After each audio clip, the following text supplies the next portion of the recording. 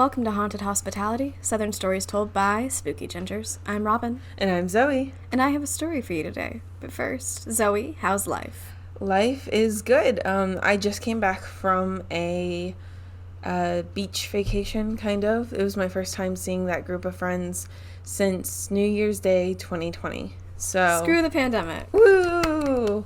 Yeah, we're finally all vaccinated. I think the last one of us was fully vaccinated 2 weeks after his shot. That's how vaccinations work. Yes, but I wanted to clarify, not the day after he got the shot, but 2 weeks after he got the shot. Yeah. 3 days before the trip. So we were good, we were responsible, and we were able to go to Myrtle Beach and do an escape room and all of that, and had a lot of fun. And I came back with a giant bag from It's Sugar, which is a candy store. So, perfect. Yep. So I had a lot of fun. We won our escape room, so now I'm 2 for 1. The one I lost was the one with you, and I blame you. So I've never won an escape room. I've lost 3 or 4. So oh yeah, then I definitely blame you. It's right to blame me. Okay, but yeah, it was fun. What about you, Robin? I actually have a life update for once. Okay. I know, something actually happened. I bought a car. Yay! Yes. It's not the one you talked about on the podcast before. No, that was long since bought. But it is a Chevy Cruze, and it is so dark of a blue that it almost looks black, but you can kind of see in certain lights that it's really blue, and I love it. It's a secret color. Mm-hmm. Her name is Tempest, because she looks like the clouds of a coming storm. Ooh. I know.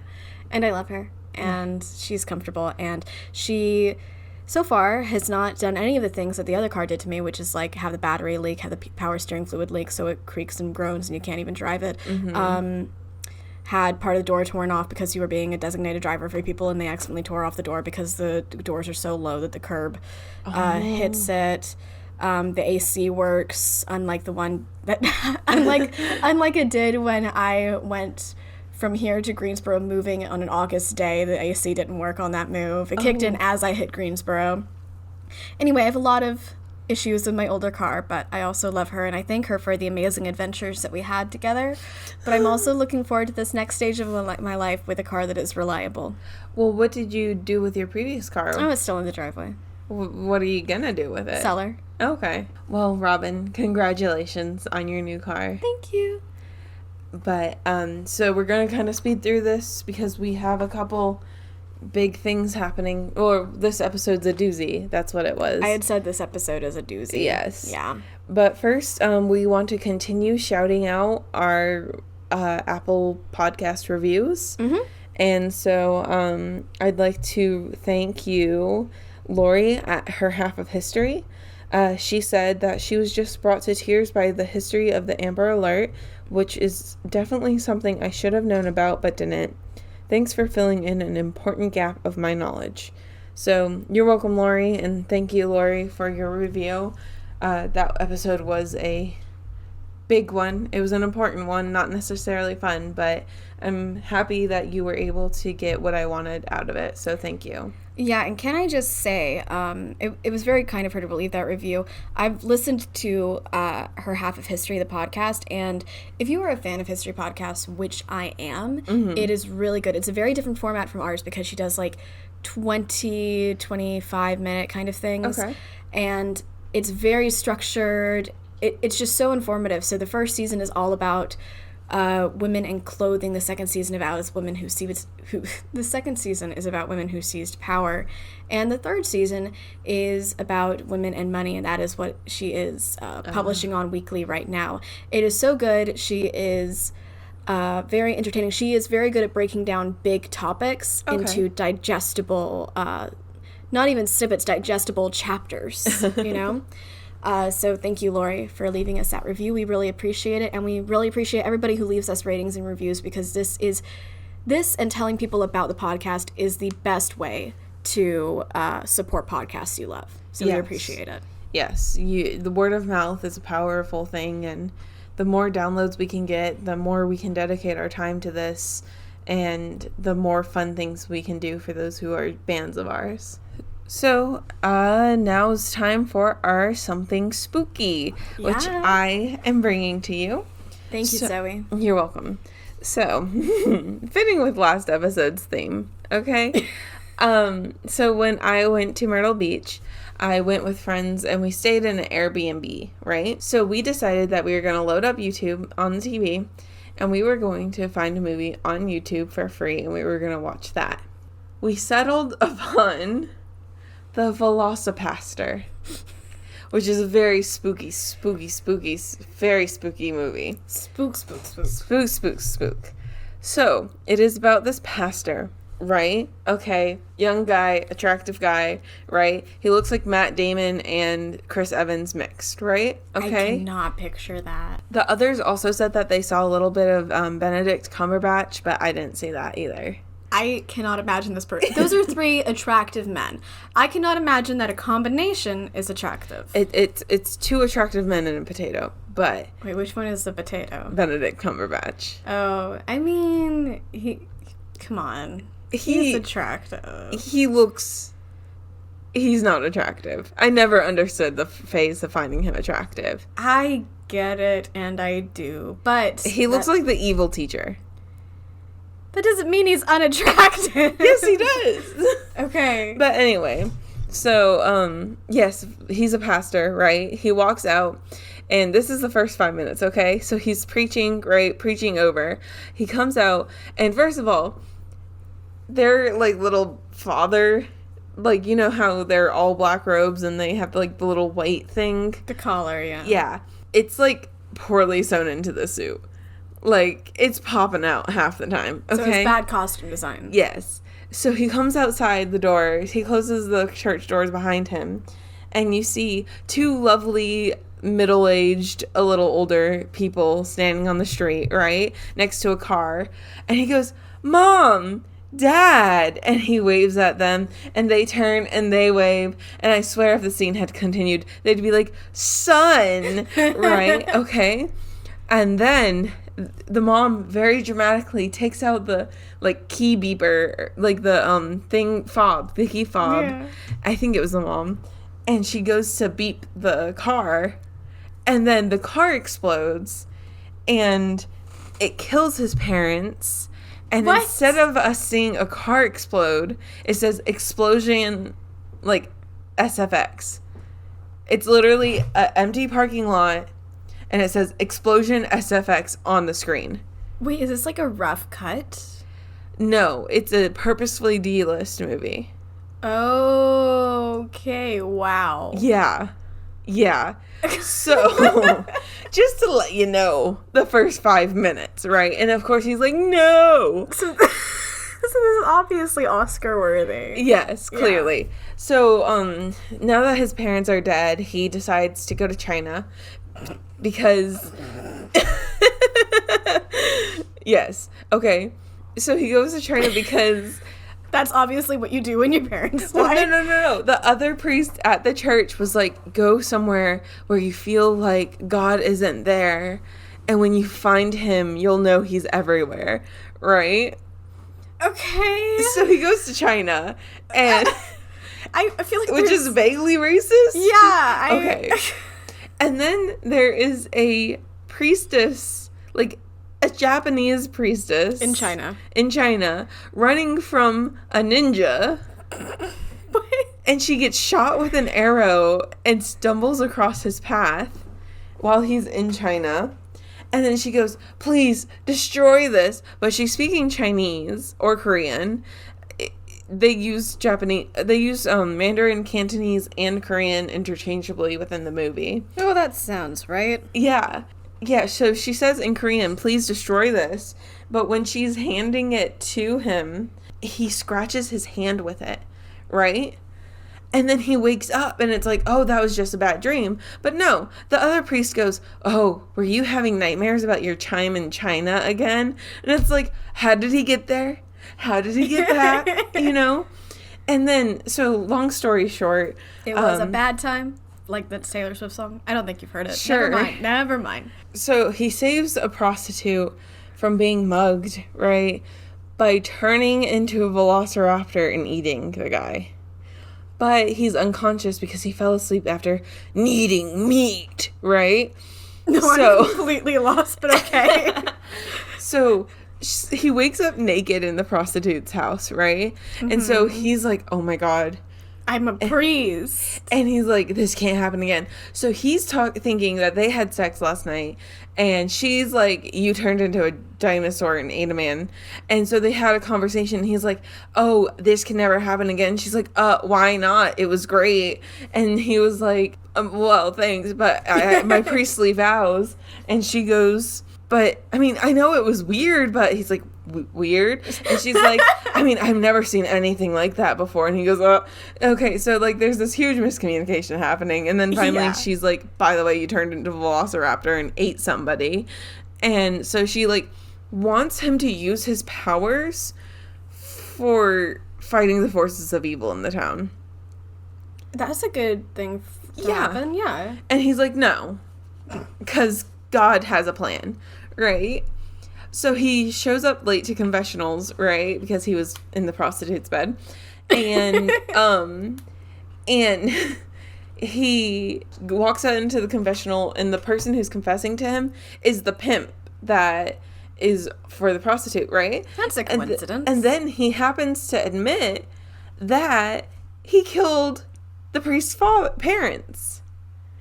Why would you admit that in confession? Because it's confession. You're admitting your sins. But you're kind of telling... But he didn't know. He was like, oh, I killed these two ladies right outside this church. Or this man and a woman outside this church. I thought he was saying, oh, I killed one of the priest's parents here. And I'm like, there's a good chance you're talking to the guy. Yeah, no.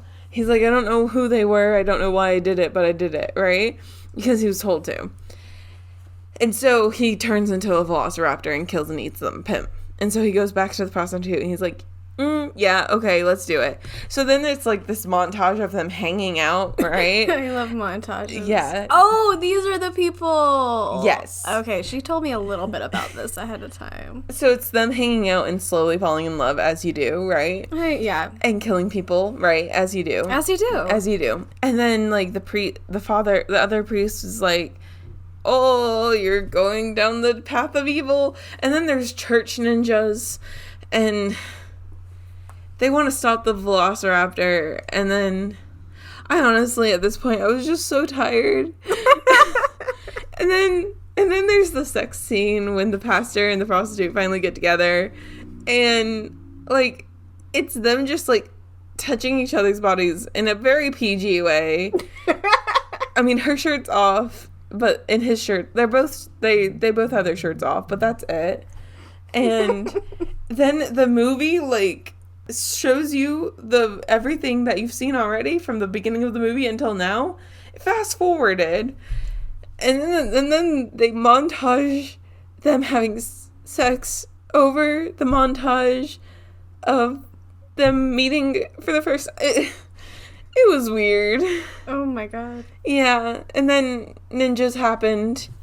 As they do. As they do. He has to go fight the ninjas, and for the first time we see him dressed up as a velociraptor in the daytime, right? And before it looks like those little dinosaur suits, like those inflatable dinosaur suits. This time it just looks like a dinosaur statue on a trolley. Yeah, it was bad. And then, and then there's a scene where he kills the main ninja, right? And he goes up to him and he grabs him by the head, and then they swap him out for a dummy, and there's a bald, like, makeup head on, and he just rips the makeup head up, and it's like, okay, that's obviously like a mannequin head, right? And then he turns it around and they have like little paper tape to look like the guy's mustache and beard. Oh my god. Yeah. And then his girlfriend's like kicking ass, right? She gets slashed with a sword, and then but she survives. And honestly, they go to the hospital, and I was half attempted them to say, you're pregnant, but they didn't, thank goodness. But yes, that was the Velocipastor. Very, very, very, Velocipastor, very spooky. Wow. It's a great movie. You should all watch it. So much happened. To be honest with you, I kind of do want to watch it. It's so great. Thank you for sharing. Thank you. Yes, you're welcome. Before we get into my story today, I just want to let you all know we are doing a promo at the end of this episode for a great podcast called Twisted and Uncorked. They are a true crime podcast that has a cool conversational style. More about them at the end of this episode. Yes. All right. But let's get into your story, Robin. You have yet to tell me what it is. Usually you tell me what it is. Yeah. But in this case, you did not. So. I did not. Have you ever heard of the MacDonald murders of Fort Bragg, North Carolina? MacDonald is in the restaurant?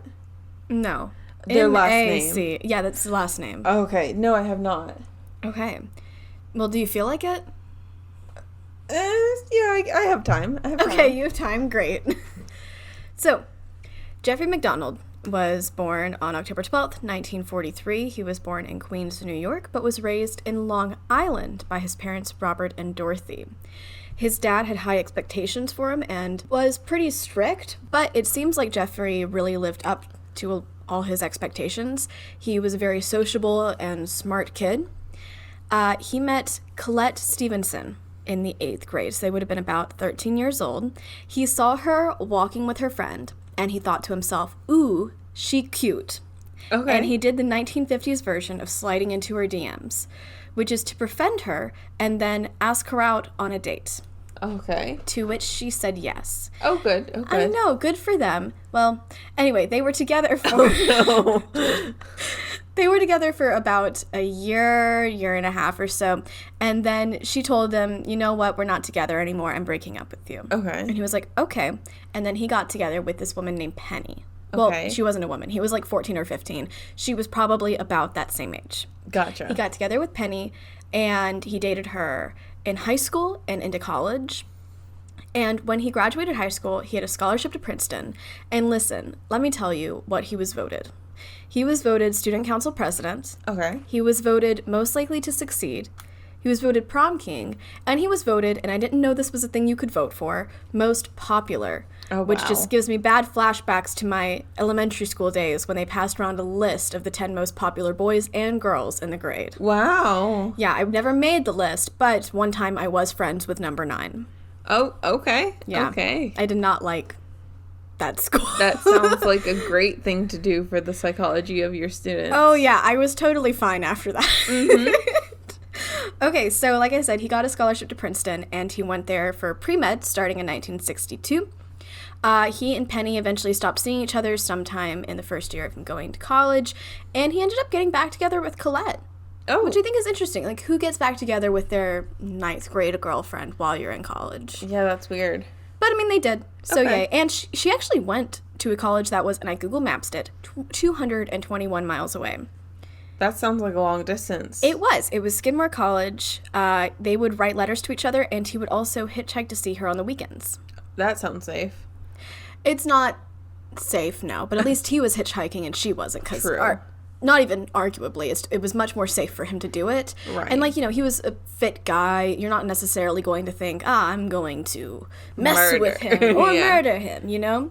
So, a little bit about their dynamic, according to him. So he said that she was very, like, shy and scared a lot of the time, and that he kind of saw himself as her protector. Okay. So, okay, I mean, I guess, is that how people normally are in the 50s, 60s? I Maybe. think we're in the 60s now. So, he was also seeing other people at this point, and it is hard for me to be able to tell, does this mean that they weren't exclusive? Like, were they going steady? Or does it mean that he was cheating? Yeah. I wouldn't put that over on him. It could also maybe be like an ill-defined relationship. Right. But then again, I don't know. Nobody's really commented on it. We just know he was also seeing other people. Okay. All right, so Colette got pregnant in August 1963, and they got married, and they had the blessing of her family, Okay. which I was really happy about because, you know, it's early 1960s. She got pregnant in college when she wasn't married to the guy. But so she found out she was pregnant in August. They got married in September, the very next month. Okay. And so she had a stepfather, Alfred Kassab, and her mom, Mildred. They knew Jeffrey since they had started dating. Like, Colette and Jeffrey started dating when they were younger, so they knew him since he was 13. Mm-hmm. They always liked him. And like I said, you know, he is on scholarship at Princeton. He is set to be a doctor. He was all these cool things in high school. They like him. They're like, yeah, this is okay. Mm-hmm. And they set up a big wedding. There's 100 people there to watch them get married. And Colette does drop out of college, Okay. which, I mean, it would have been really hard for her to stay in. One, because they were at different colleges. Right. And she's pregnant. So she dropped out with the intention to raise the baby, like a stay-at-home mom. So Kimberley was their first daughter, and she was born April 18th, 1964. She was later described as really shy and smart. So it sounds like kind of like her mom, to be honest with you. The family moved to Chicago after he graduated from Princeton so he could go to Northwestern, which is another good university out there, for med school starting in 1965.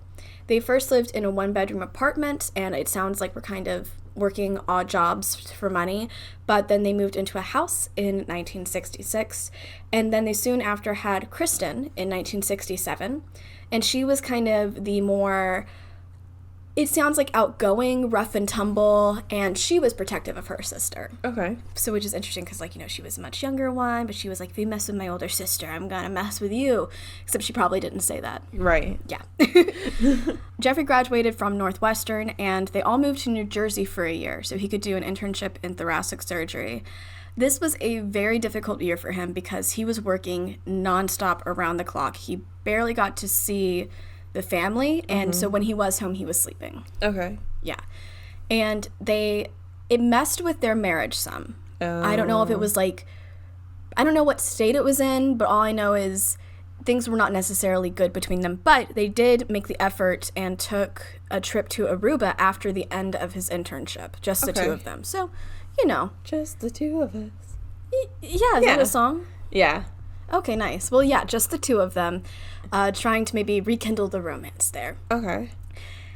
And you may be wondering to yourself, Robin, this is a Southern podcast. So far, these people have been in New York, Chicago, and New Jersey. You know, I wasn't actually thinking about it.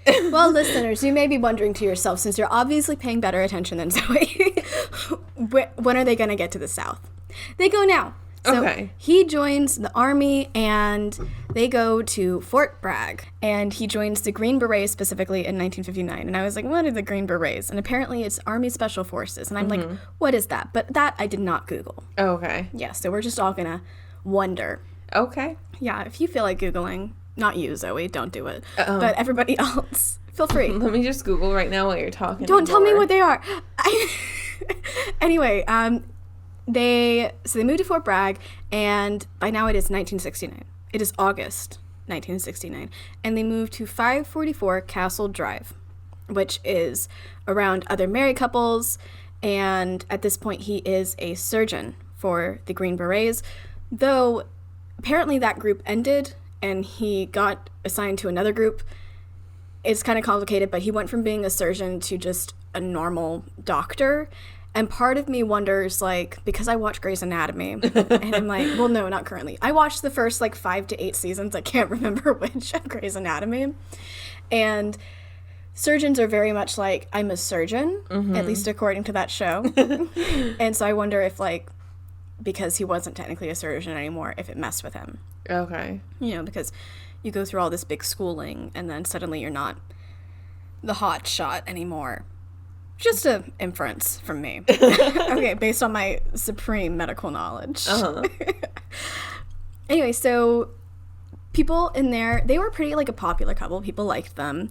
But they did notice that they were still having arguments now and then. Now, it wasn't all the time, and there were actually some really good times when they were in Fort Bragg.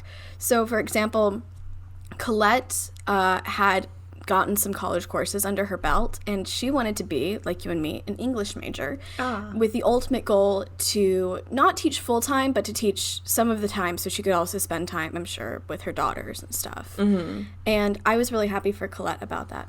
And also, she was pregnant with a boy, and it is Christmas time. Okay. And Jeffrey decides to surprise everyone and buy the girls a pony.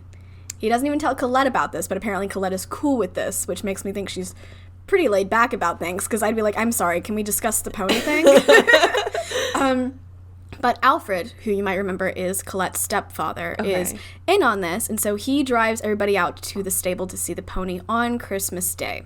And Colette writes to her friends, and she's like, I'm really happy. This is a good life. Because, they had some unstable times beforehand, but she's feeling like, she's got a good future. Everything is good with her family. So Jeffrey becomes a captain in the Army, which is also a doctor. I really don't know how these things work. Just take my word for it. And he was kind of hoping that when he was done with the Green Berets, he could go to Yale University because he wanted to study more medicine. And he was also kind of hoping when they went up there, they could get a farm and maybe like live on a farm, you know? And that was kind of part of the pony thing, I think. Gotcha. So that was his vision. I don't know what Colette would have thought about it, but maybe that was what she wanted to. We are now to February 16th, 1970. Oh, very specific date. Yes, and we kind of know what that means is happening. Uh-huh. So, Jeffrey takes Kimberley and Kristen, the two girls, out to see the pony for the day. When they get home, it is in the evening, but before dinner time, he showers and changes into pajamas. They have dinner, and then Colette has an evening class at the local campus of North Carolina University in CU. Okay. Yeah. And so while she is gone, he plays horsey with the girls, where, like, you know, he's on the fours and he's on all fours. Yeah, and then they, like, just pretend he's a horse, and they were like, okay, yay. Yeah.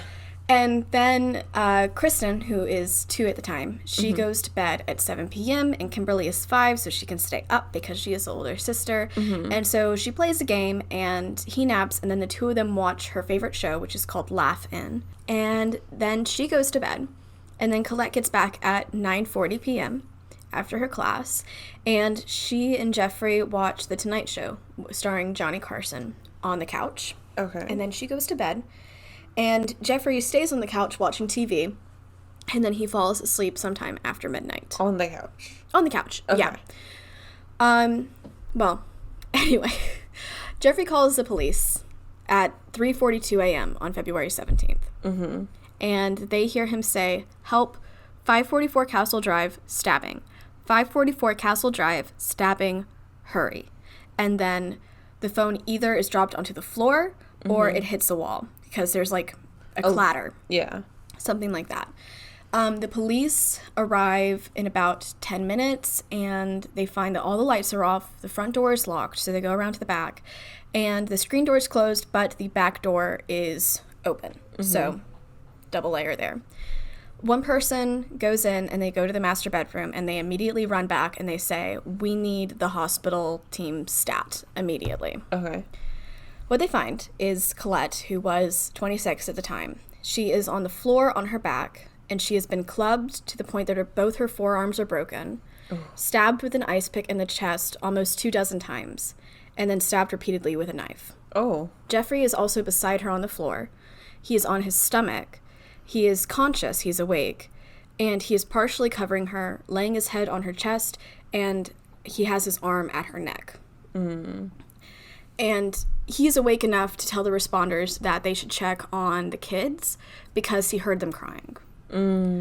So Kimberly, who, like I said, was 5, was in her bed, and she was found similarly to her mom. She was clubbed and stabbed, and the injuries were also on her head and her neck. Okay. And then Kristen, who was 2, was also in her bed, and she had been stabbed many, many times with a knife and an ice pick. And it looked like at some point she had been defending herself. So one thing to note is that Kristen, Kimberly, and Colette were all stabbed in their vital organs, almost as if it had been on purpose. Okay. Now, Jeffrey was attacked less than the others, but he did have wounds on him. They were mostly minor wounds, bruises, cuts, and scratches, a mild concussion, and he was stabbed once right in between 2 of his ribs, and it did puncture the lung, and it caused it to partially collapse, which he seemed very aware of. He was like, "I need attention. My lung is partially collapsed," when he got to the hospital. He's a doctor. He knows these things. Right. But he also knows where vital organs are. You're catching on.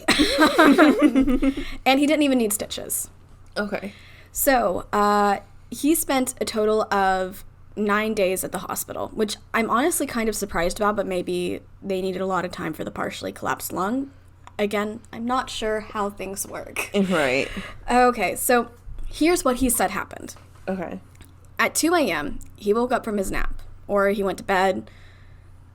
I don't know exactly, but he washed dishes from dinner, and then he went into the room and found that Kristen had gone to sleep in the master bed beside Colette, but that she had wet the bed. And so he didn't want, it was 2 a.m., he didn't want to wake up Colette, so he picked up Kristen, brought her back to her bed, and then just got a blanket and slept on the couch. Okay. And let his wife sleep in a pee-stained mattress? Well, theoretically, the pee was on his side and not where she was. Still. I'm not saying it was a good decision. And then he woke up to Colette and Kimberley screaming his name. Or screaming, and then Colette was calling out for him.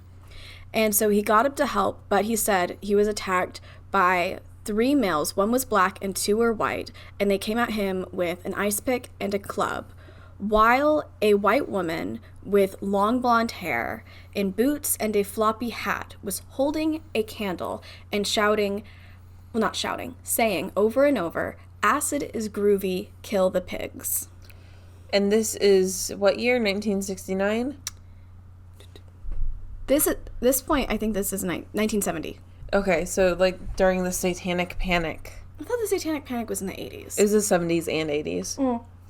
But this would have been like pretty early for the Satanic Panic. Yeah, but so it's noted that what he is describing here is very similar to the Charles Manson murders, which were going on and talked about widely at this point. Okay. In fact, there was an article in a magazine that was on the coffee table in the living room about the Charles Manson murders that talks about it. It seems very similar to what happened there. Gotcha. All I'm saying. Now, Jeffrey said that while he was fighting with the 3 men and the woman was watching, he got his pajama shirt up by his wrists, and so it was bunched up here, and he used it to block the attacks from, I don't know of another word better than attackers. Attacks from the attackers, and they were also, like, stabbing into the garment, okay? Okay. They knocked him out in the hallway, and when he woke up, all the intruders were gone, and he went to check on everyone, and, you know, he saw the states they were in. He tried to give his daughter CPR, but it didn't work. And then he saw Colette, so it looks like he checked on the girls first, saw Colette, and there was a small knife in her chest, and he pulled it out. He couldn't find a pulse, but she was also kind of exposed from the fighting. There's no indication, so I don't think it happened. I don't think these people were, like, sexually hurt in any kind of way. Okay. But with the fighting, she was exposed, so he put his jacket on top of her, or his shirt on top of her, and then he called the police. And that's, you know, the stabbing, please, here's our address. Right. And then I'm guessing he went back upstairs and... It was a 1-floor thing. Oh. But he seems to have, at that point, collapsed, according to his version of events, by Colette. Okay. So that night, police were checking every vehicle for the group of 4 people that Jeffrey had described. They went through every vehicle in Fort Bragg, and they stopped looking at 6 a.m. when they didn't find anybody that matched the description. In the morning, they found the murder weapons that were just outside the back door. And they were the ice pick, the kitchen knife, and a piece of wood that was used as the club. And all of these were originally from the MacDonald house, including the club, which was actually from, like, the slats of Kimberley's bed. Oh, well, they went upstairs. It was a 1-story situation. I don't know why I keep thinking of those stairs. But, like, they pulled it from her bed to whack him with? That's weird. It is weird, especially when you think it had to be sawed. Oh, then just use the saw. You would think. Jeffrey said he didn't recognize any of these weapons, even though they came from the house. The kitchen knife, the ice pick, that kind of stuff. Okay. So, pretty soon after this, the investigative service of the Army were growing suspicious about Jeffrey, just because what he was saying didn't line up with what they were finding, you know? And, for example, he says he fought in the living room, but the living room was pretty well put together. There were a couple things knocked over, but even policemen who later testified were like, you know what, I think I bumped into the table. I think that was me. Okay. And if he had actually fought in the living room, it would be much more torn up than it was. Right. And another example is that he was fighting, and his shirt was part of the fighting in the living room, but they didn't find any of the shirt fibers in the living room. They only found them in the bedroom and around Colette's body and under Kristen's fingernail. Oh. Yeah. His blood wasn't found in the living room either. It was only found in the bathroom sink and by the kitchen cabinets. And, oh shoot, I completely forgot to tell you this part. Okay. This is one of the things they found in the master bedroom. They found the word pig written on the headboard in blood. It was Colette's blood. Okay. And so remember how the woman had been chanting, kill the pigs? Yeah, kill the pigs. So that's part of it. Okay. But near where they found pig written, they saw a medical glove, which was like the ones they kept in the kitchen, that had a fingertip that had blood on it, where it had clearly been, okay, you used the glove to put that on the headboard. And if you were randomly coming into a house to kill somebody, you wouldn't put a glove on just to write with their blood. Yeah, I mean, I don't see why you would come into the house and then do this random... I mean, some people would. That's the whole thing about... Murders. Yeah. But there's a lot of things that just don't make sense about this case, and about how he said that you were 4 random attackers who were on acid. The neighbors hadn't heard the sound of anyone breaking in or fighting, but they did hear Colette shouting and angry, and one person said that they heard either laughing or crying. They weren't sure which it was. Okay. One of the neighbors was their 16-year-old babysitter, and she said that for the past month, things hadn't really been right between Colette and Jeffrey. And so, this is almost 2 months after their good Christmas, after she wrote that everything was happy. And this babysitter is saying that she noticed that they would almost act like they didn't really care much for each other, and they were very curt. Gotcha. Yeah. And if she's noticing it, I'm assuming they're trying to be on their best behavior. So if she's noticing it, maybe it was worse when she wasn't there. Right. So a full week after the murders, they stopped looking for the attackers that Jeffrey described, because it seems like... they don't exist. It seems that way. Things get a little bit more complicated. I'm just letting you know. So one thing that made it easier to see more about the tracking of who was where in the house, because, there was a lot of blood in a lot of places and everything. Each of the MacDonalds had a different blood type, which is very rare among a family, because, usually blood type is hereditary in a lot of cases. Right. But everybody had a different blood type, so it made it really easy to map it out. Okay. So they found blood evidence that suggested the murders happened not all in separate rooms, so it wasn't like they went, okay, we're going to get Colette in her room, we're going to get Kimberley in her room, we're going to get Kristen in her room. It was much more varied than that. Okay. So it seemed like they got Kimberley in the master bedroom, so maybe she had heard them attacking the mom and come in. Okay. And then there was a footprint of blood. Just one footprint, though. Okay. Which is kind of weird to just have one footprint of something. In Kristen's room, and it was the mom's blood. Yeah. So they were considering about 240 different people as suspects, but everything pointed to Jeffrey. Right. And so by looking at the blood and identifying who it was belonged to, I'm going to tell you what the investigators at this stage in 1970 think what happened. Okay. So they think that... So Kristen wet the bed. Okay. Remember? They think that, Jeffrey went to sleep that night, or went in there to go to sleep and saw that Kristen wet the bed, and that he and Colette got into a fight over it. And either they were fighting about wetting the bed, or they were fighting because he was cheating on her, which he was. Oh. Yeah.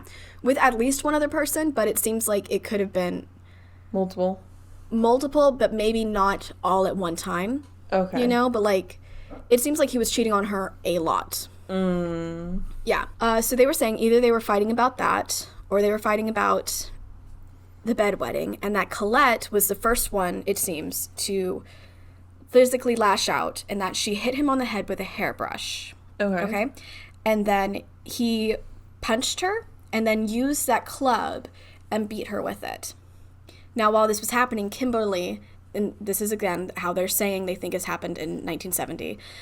She came into the master bedroom after hearing all this, and he hit her in the head, and they're not sure if it was on purpose or just he was swinging for Colette and got her or something. But this was a fatal blow. Oh, no. Yeah, it split her head. Yes. And Jeffrey probably thought at this point that Colette was dead. And he took Kimberley, who was dying, to her room, and then he stabbed her, so she died in the vital organs. And then he went to Kristen's room with the club. Actually, they say with the club, but I don't think she was beaten by the club. So I'm guessing with a knife. Mm-hmm. And he went to the room because she was a witness. But they're saying they think Colette wasn't actually dead yet, and that she went to the Kristen's room to try to protect Kristen, and so she tried to shield her with her body. And then he finished Colette off, got Kristen, and then they think he wrapped Colette in a sheet and brought her back to the master bedroom and started to stage the murders. And they think that, like, she was in the sheet, but he didn't get her foot covered in the sheet, and so that's where you get the one footprint. Oh. Yes, because it's near the bed, too. Okay. Like I said, they think that because the Manson murders were a big thing right then. Mm-hmm. And I'll be the first to say, I don't know much about the that's my thing right today. I don't know much about anything. Okay. But I don't know much about the Manson murders, but I do know that it was people who, I guess, were high, or who people assumed were high or something, going to kill random families, or maybe they weren't random. Anyway, this article about the Manson murders was on the coffee table. And so they were thinking that he had read it and that he had like a light bulb moment, and he was like, I'm going to cover this up by making a story about this. And that he had wrote pig on the headboard, and then he stabbed himself. But he would know where he could stab himself, where it wouldn't cause any issues. Yes, he knew exactly. It was between two ribs, which, I mean, I'm assuming it'd be probably hard to stab somebody between two ribs. Right. And he knew that his lung was partially collapsed, but he wouldn't die from it. Right. Or he would get medical attention before he died, at least. And he called the police. He was able to do that, and he knew it would be quick. You know, they're theorizing that he was really just in charge of the whole situation, even though it started from, they think, a crime of passion originally. Right. So, when they investigated Jeffrey, he denied everything, and when they pointed out that the evidence contradicted him, he just said, like, no, it doesn't.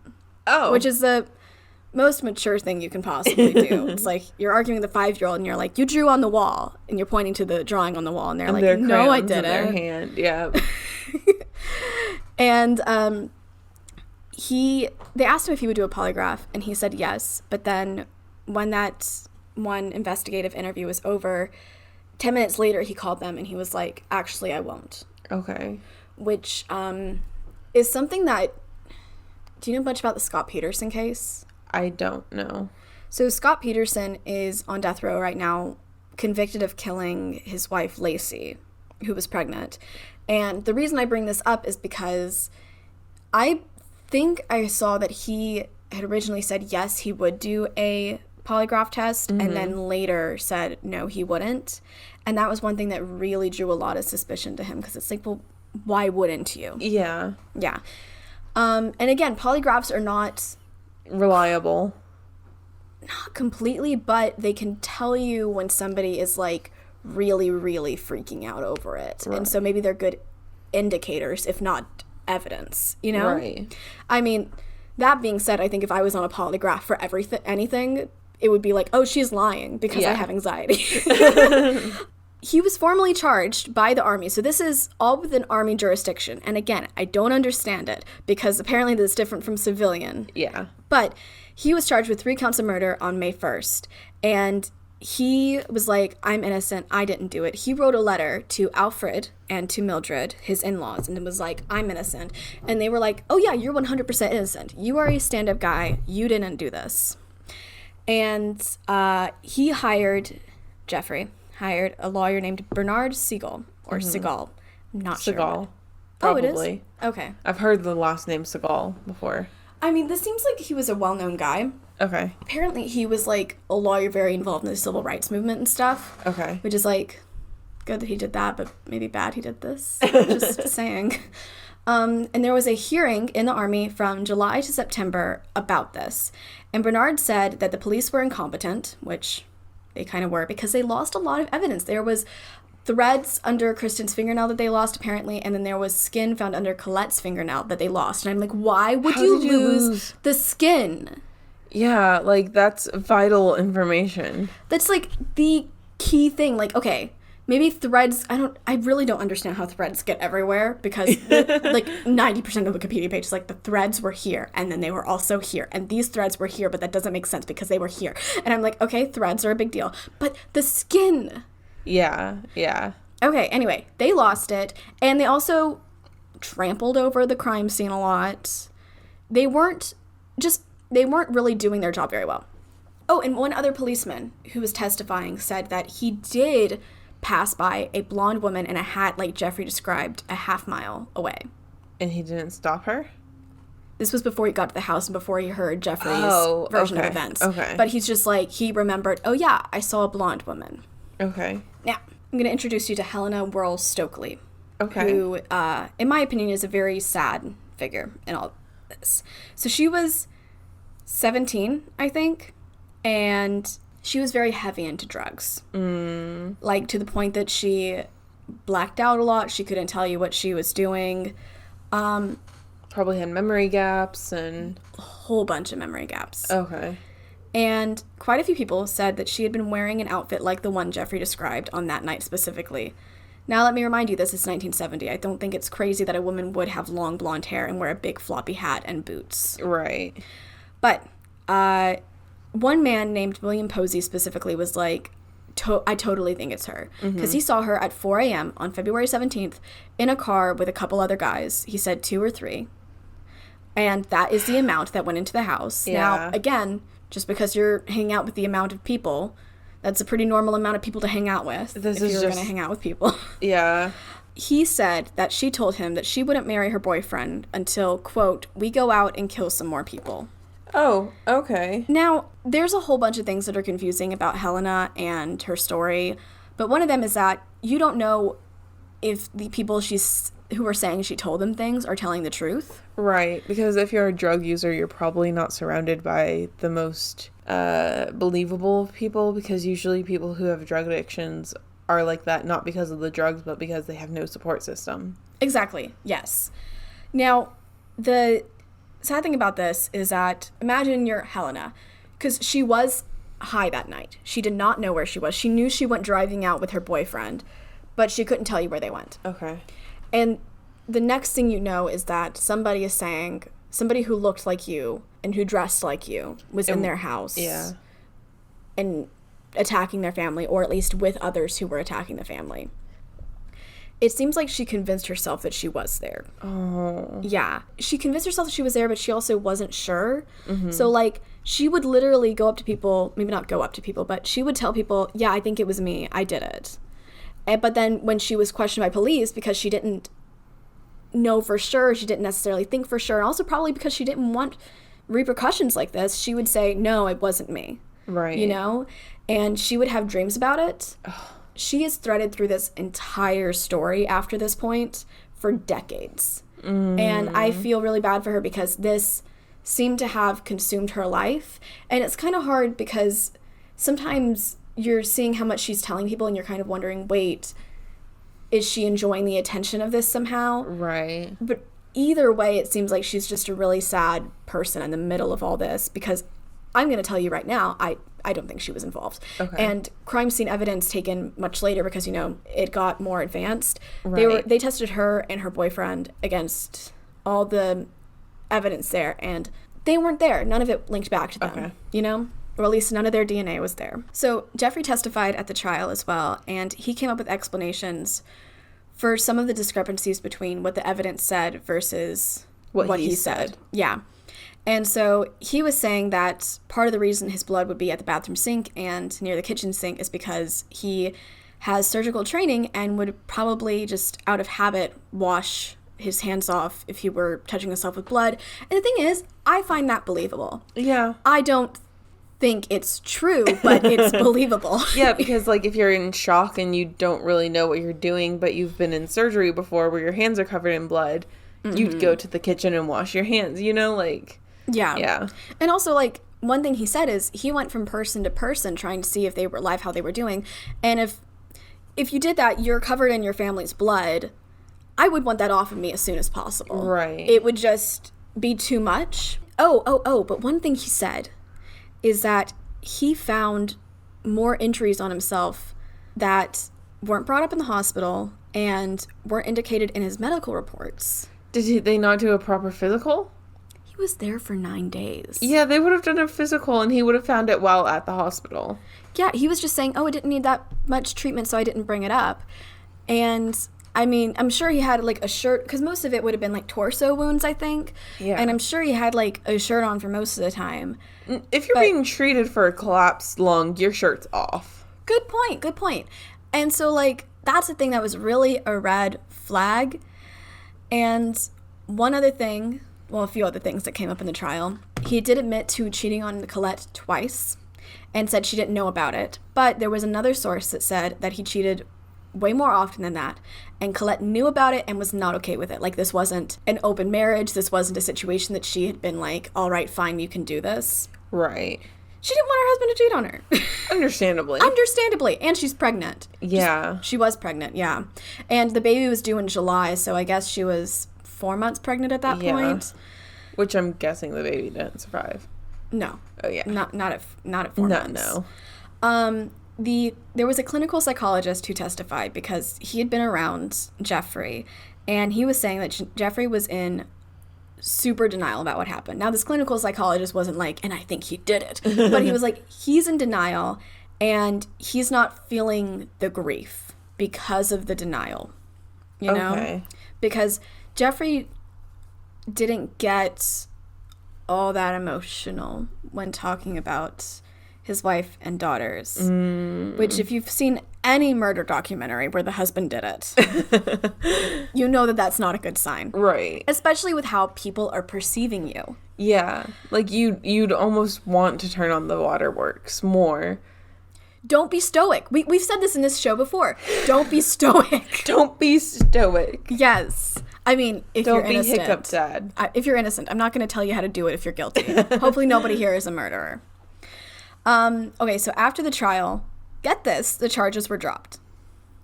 No. They were like, yep, he didn't do it. Charges are dropped. This was the Army saying this, okay? Oh, but it was just the Army. He can still go to civil court. He can still go to criminal court. Yeah. But you have to go through a lot, because, okay, I mean, in the U.S., you cannot go through a criminal trial, get pronounced not guilty, and then be tried again for the same crime. Right. But the jurisdiction of Army versus civilian, again, I don't understand it, but from what I gathered, it's different, and you have to jump through a lot of hoops to get another trial. The charges were dismissed because there was lack of evidence linking Jeffrey to the killings, and also because they were suspecting Helena, who was the woman with the long blonde hair. Yeah. So the Army honorably discharged Jeffrey at the end of the year, and he eventually moved to California because he said he wanted life to move on. Which, I mean, I get. Yeah. If you're not guilty, I get. If you're guilty, screw you. Yeah. You know? So one thing about Jeffrey, I think he's a little bit of a workaholic. And so he worked in an emergency room in California. He lectured at a college. He helped start a CPR training program that spanned the U.S., and he also would, like, do public speaking and, like, lecture people about how to tell when a child is being abused. Oh. Now, he was kind of living the life.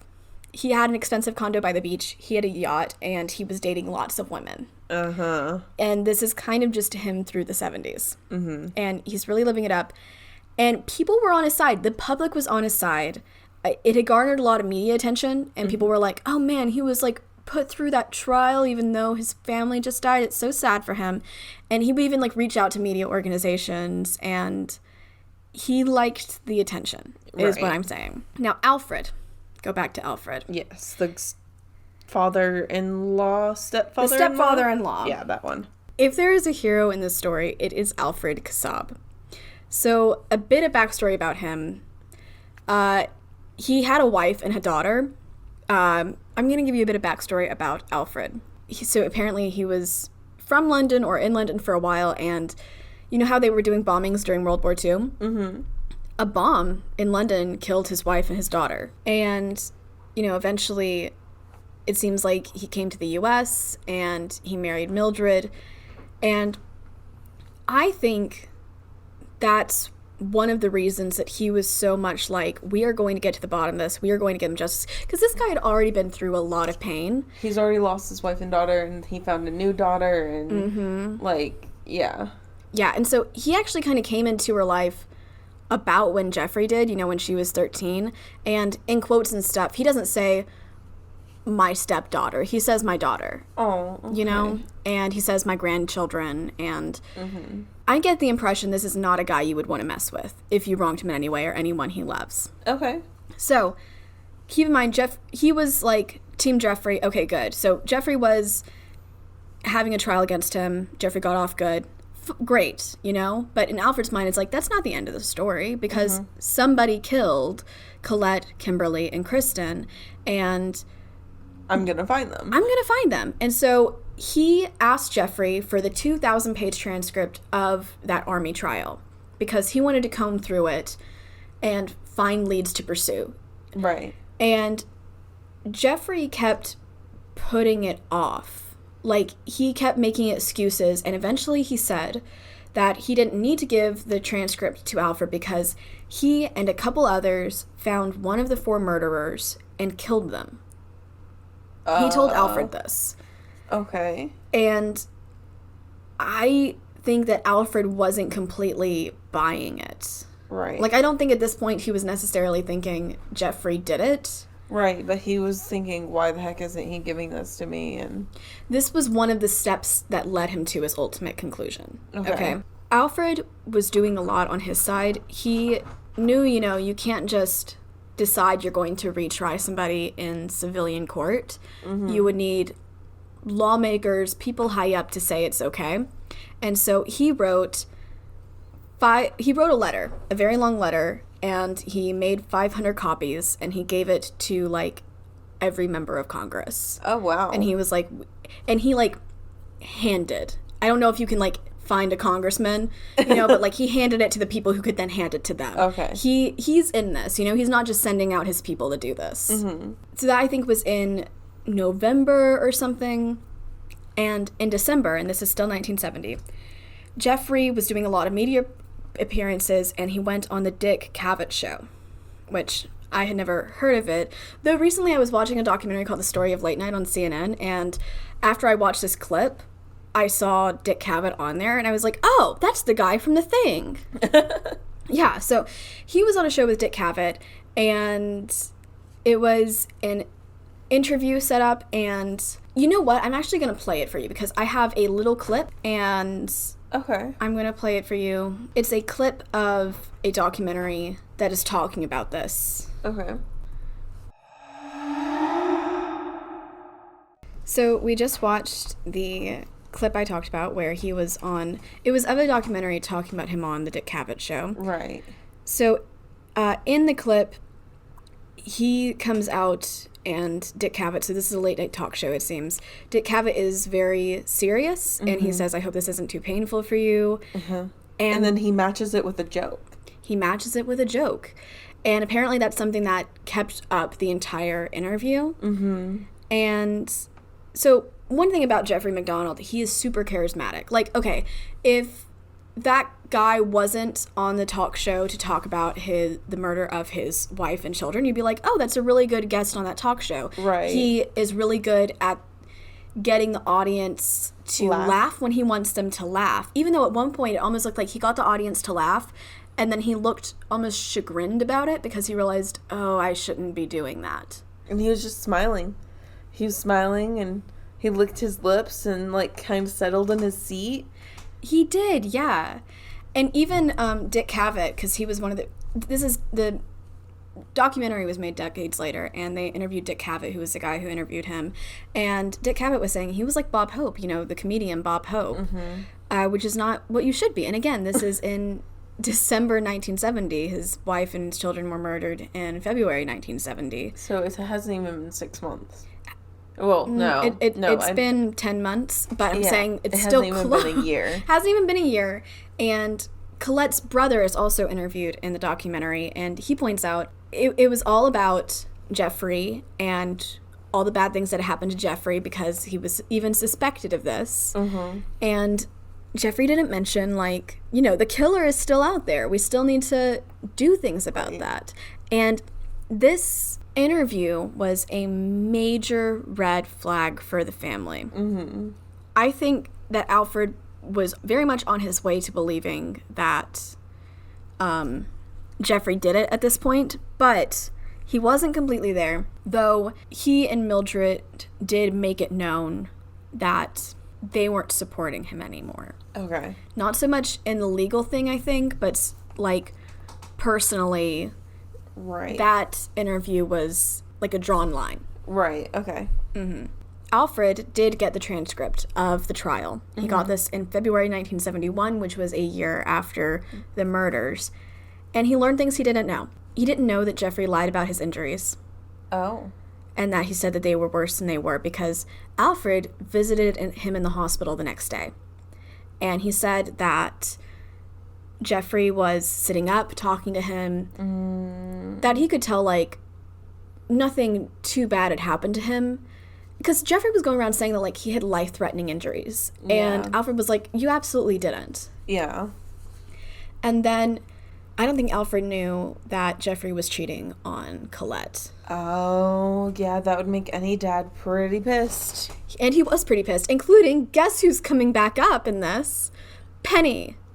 The girlfriend from high school after Colette. Okay. Apparently he'd started seeing her, I think, before. It was so hard to tell if it was, like, before or after the murders, but, like, either way, it's too close for comfort. And if he was reading about it in the trial, then it was either before the murders or after the murders, but before the trial, which was still within a very few months.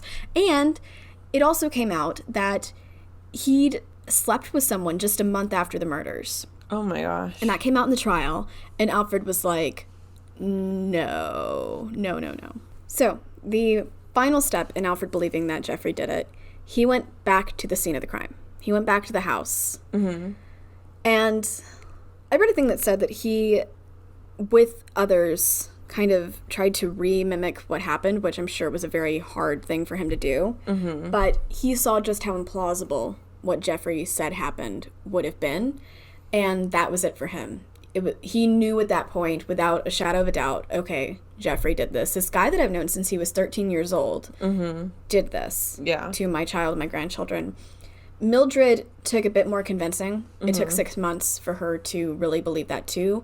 But when she was in, she was all in. Okay. And let me tell you, this family, so Alfred, Mildred, and Colette's older brother were like, we're making it our mission to get Jeffrey for this. And this is a long legal battle. It's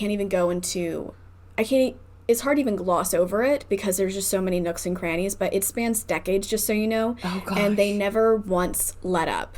Okay. Alfred even made a recording to be played if he died while there was another trial going on. He was just saying, I don't want this guy on the streets. Okay. They were like, we're going to get justice for them. Yeah, justice for them.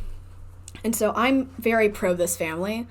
And it seems like because it has to be kind of all-consuming, you know? Right. And that's a really hard thing to stick with for decades. Mm-hmm. But they did. It's because of Alfred and all the pushing he did among lawyers, among judges, among a whole bunch of people, that this went to trial. But it did go to trial. In 1974, legal proceedings officially started against Jeffrey. There was a trial where he refused to polygraph again. None of that played out into him getting arrested. There was a trial again in 1979. Mm-hmm. Now, some of these, I'm like, I don't think these are necessarily the official trials, so it's not like he's getting retried and retried to the point that it crosses the Constitution. Right.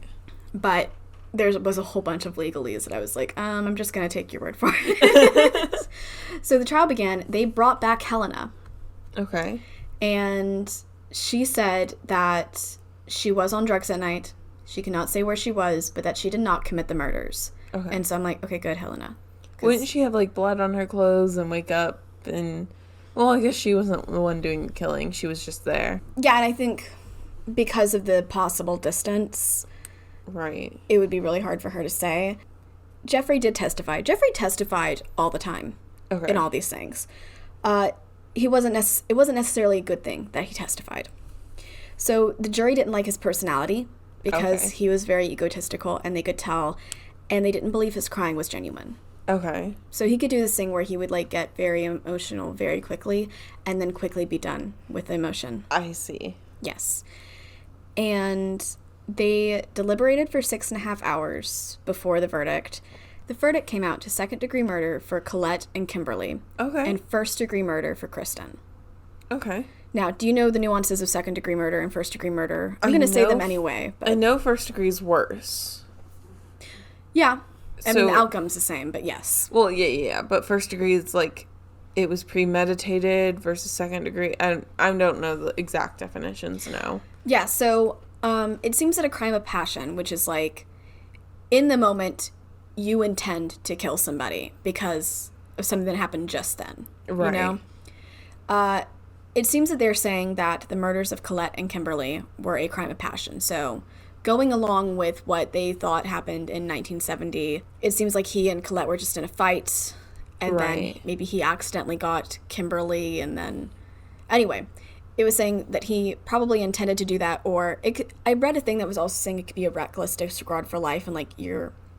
So maybe, like, you could kill them, but you're not exactly sure, but either way you're going to do it. And then first degree for Kristen, because theoretically he was like, well, there's another witness. Mm-hmm. At that point, he had decided to do it and then set off to do it. Kristen didn't do anything. Kristen didn't just happen to be there, you know? Right. I mean, well, she kind of happened to be there, but she was in her room and he went to her room and he did it like that. So he was sentenced to life in prison 3 times over. Okay. Yeah. He was arrested, but there was so much back and forth where sometimes he was in prison, sometimes he wasn't in prison. But ultimately, he did end up in prison. Okay? So, good news there. The back and forth that I mentioned includes people saying that Helena Stockley confessed to them. And, like I said, she did end up saying that she was in the house and that... See, this is like kind of... It's really sad because she told the defense details of what happened, but they didn't happen. And she's even saying, like, oh, this person did it, and that person was, like, had a really good alibi or something. Things she was saying were impossible, and I'm wondering if she developed a false memory. Right, because she was just so distraught on drugs. She was so distraught on it, and for years these defense lawyers have been asking her, like, did you do this? Did you do this? And eventually... You're probably convincing a person, and she's continuing to be on drugs, you know? Right. You're probably messing with this person's mind to the point that they think maybe they could have done anything. Especially since she said that she was having nightmares. If she was having nightmares, she could be confusing nightmares with with reality. I do that all the time. I'll be like, wait, did you say that? Or was that a dream that I had? Like, I woke up once, and I was mad at my ex for something he did in a dream. Like... People confuse dreams in real life. Absolutely. But like I said, Jeffrey is in prison. There's a lot of back and forth. There's a lot of appeals. He, I think, is still, like, always hoping he could get out. Mm-hmm. He reached out to a guy named Joe McGinnis, who was a writer, and he was like, hey, do you want to write a book about this case? With the intention that he would come out looking good in it. Right. So he gave Joe McGinnis a lot of access to the legal team and his own inner thoughts. He would write to Joe McGinnis. He would be very personal in his letters. Joe McGinnis got this really inside look at what happened. And McGinnis, while writing this, came to the conclusion that Jeffrey was guilty. And he put it in the book, and he eviscerated him, basically. And he said that he was a sociopath. He thinks that he was a sociopath. And that, you know, he's just not feeling anything about the family. Right. Jeffrey ended up suing him. I mean, because... It's slander or libel or whatever. But also, after... He was saying that they had entered into agreement where he would make Jeffrey look good, and that's why he gave him all the access he did. And the thing is, they did end up... Apparently, the jury deadlocked, and they settled. And Jeffrey was going to get, like, over $300,000, but Alfred and Mildred were like, no, you're not. And they intervened, and Jeffrey only got $50,000. But he did get $50,000. But then again, what are you going to do with $50,000? Now, one thing Joe McGinnis said that didn't come up in other places necessarily within legal proceedings, because it's his theory. Because I didn't mention this, but remember the stab wound between the two ribs? Mm-hmm. Which, by the way, was a very, there was no tearing or anything. It was very in and out. Okay. It was done by a scalpel, and they never found the scalpel. And apparently there was a time when Jeffrey asked to go back to the house, and this wasn't too long after the murders, and police said no, because it was a crime scene. You can't really go back in there. And Joe McGinnis thinks that he went there because he wanted to get the scalpel, because nobody ever found the scalpel. And he thinks Jeffrey hid it somewhere, and he just wanted to grab it before someone did find it. Yeah, because your one stab wound is by something that didn't stab anybody else, and it's a tool that you know very specifically because you were a surgeon. Yeah. Wouldn't look good. So, that's not the only book written about Jeffrey and all of this. Errol Morris wrote a book called A Wilderness of Error in 2012, and it's pretty pro-Jeffrey. Oh. And it made a lot of other people pro-Jeffrey. For example, there was a New York Times review that was like, this is a good book. Basically saying, I don't know if it commented on whether the author of the review thought that he did it or not. Right. But I think it was kind of heading in that direction. And it was turned into a documentary series by FX. Oh, fun. So a lot of people, it changed their minds. But I read a really good essay for the Washington Post written by Jean Weingarten. The essay is called, Since 1979, Brian Murtaugh has fought to keep convicted murderer Jeffrey MacDonald in prison. And Brian Murtaugh is one of the lead lawyers for the defense, and he's the one who stayed with the case through the decades of all these legal appeals. Jean, who is a writer, wrote about the whole thing, including that book, A Wilderness of Error. And he said that as a writer, he can see the tricks that Errol Morris was pulling, about leaving things out and just being very selective with the word choice and with the information you give. And he was like, maybe people who don't know anything about the case and who don't know so much about crafting a narrative wouldn't be able to see this, but I'm seeing this and I'm telling you this. Right. And so that was a really good thing. That was really helpful for me to read. Okay. As I was trying to... I was really certain by this point that Jeffrey had done it, but I was like, wait, is what that person in that book, A Wilderness of Error, said is true. But Jean reassured me, so thank you, Jean. And then he talked a lot with Brian Murtaugh. That was one of the main interviews of this essay, because this was for another appeals thing that I think was happening in 2012 or something like it. Like I said, this did not stop. I'm going to include some of the bullet points from his interview with Brian, because Brian walks you through what he thinks happened in the murders, and he knows this case better than anybody does. Okay. He knows everything about it.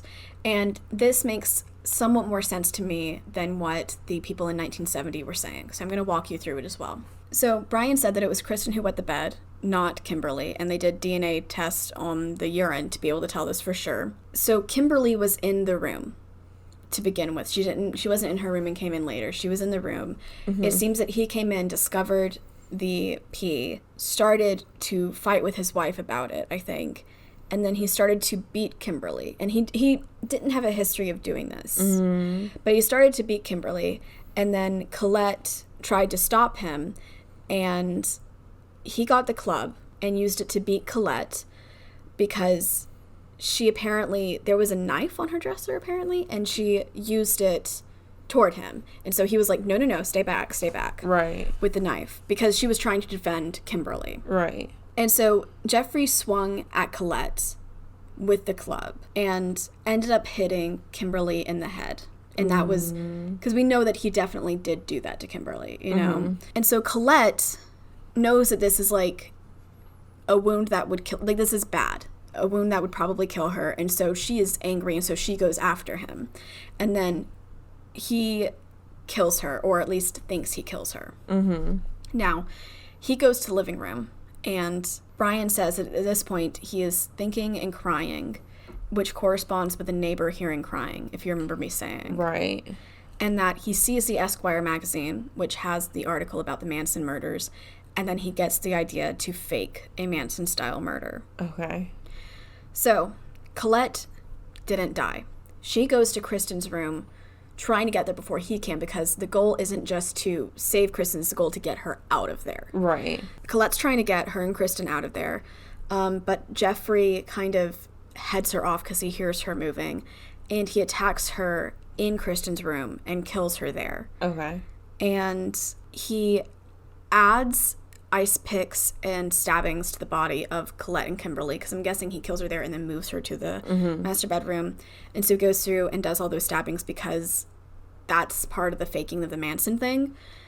And then he chooses to kill Kristen. And Jean, who is the person interviewing him, asks him this, and this was something that I was wondering too, which is, well, Kristen is somehow still asleep through all of this. Right. So why do you kill her? Because she's not a witness. And Brian says, and I'm going to quote from the article here, "He had to do it because it's so unthinkable. That was the one, the cold one, that no jury would believe a father could do. Because it's your 2-year-old child. And if they even had, like, thought that it was a fight between him and Kimberly and Colette, why would he go and get the 2-year-old after all was said and done with the other stuff?" Because he wanted to be free. He wanted to be free, but also Brian is saying that he did this specifically to head off the prosecution. Right. In the eyes of the jury. So right now, Jeffrey is still alive. He is in prison. He married a woman named Catherine in 2002. You know, it was a whole... They actually did know each other before he went to prison, and then she wrote him letters, and just because apparently that's what happens with men in prison. Yeah. In March 2021, this year, he asked for a compassionate release because he is elderly and because of COVID, and this was denied. Okay. Colette, Kimberly, and Kristen are all buried in Long Island. Their tombstones initially read MacDonald as the last name, but after all this happened, they were changed to Stevenson, which is Colette's maiden name. Okay. Yeah. That is the end of that story. Now, can I tell you one thing this reminds me of eerily? Okay. The Chris Watts case. Yeah, I was kind of thinking that. Because the wife and the 2 young daughters, and the wife was pregnant with a boy. Right. And also, the wife, her career, so she was kind of like in a pyramid scheme, really. But she was doing well in the pyramid scheme. Right. And it crosses my mind that Colette was on her way to getting a job on her own, you know? Right. I am personally not completely convinced that this started out as a crime of passion. Maybe it did. It totally could have. But part of this, just because he took them to see the pony and he played with them and everything, part of me wonders if this was like one of those things where you have like a last day and like giving them a good last day. Oh. I don't know. But that Chris Watts documentary, I saw it on Hulu, and it ended basically by saying like almost all of these murders of like a man murdering his family are premeditated. And so that was like a flashing light in my head as I was reading this entire case. Especially since he moved to Los Angeles, had a beach condo, he had the yacht, he had the many dates with many women. Like, it felt like he was free. Yeah. But yeah. I don't know. Maybe it was a crime of passion. Maybe it was planned. Either way, it was awful. Yeah. You know? Yeah. Well, thank you, Robin, for sharing your story. Yeah, thank you for listening. Of course. Yeah.